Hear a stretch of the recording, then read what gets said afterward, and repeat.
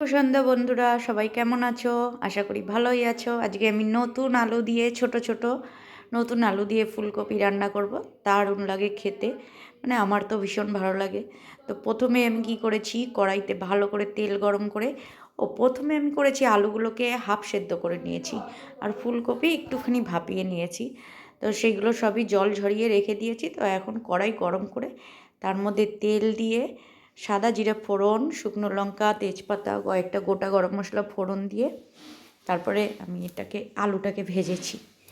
মানে ফোড়ন দিয়ে সেই ফোড়নগুলো উঠিয়ে নিয়েছিলাম। তারপরে আমি আলু ভাজলাম, ভালো করে লাল লাল করে ভাজতে হবে। তারপরে ফুলকপি ভেজেছি, ভেজে নিয়ে কড়াইয়ের মধ্যে পেঁয়াজ, রসুন, আদা, কাঁচা লঙ্কা এগুলো ভালো করে কষিয়ে ক্যাপসিকাম, টমেটো দিয়ে ভালো করে আবারও নেড়ে চেড়ে তারপরে আমি আলুগুলো দিয়ে দেবো।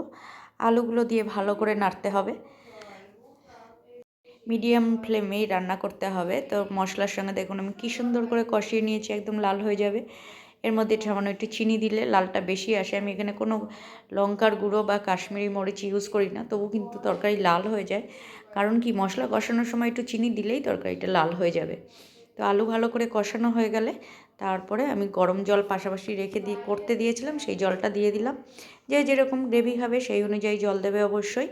তো জল দিয়ে ভালো করে মশলাটা নাড়িয়ে চাড়িয়ে জল যখন ফুটে উঠবে তখন ফুলকপি, কড়াইশুঁটি, ধনেপাতা সব দিয়ে যখন আরও ফুটে উঠবে তখন গরম মশলা দেবো।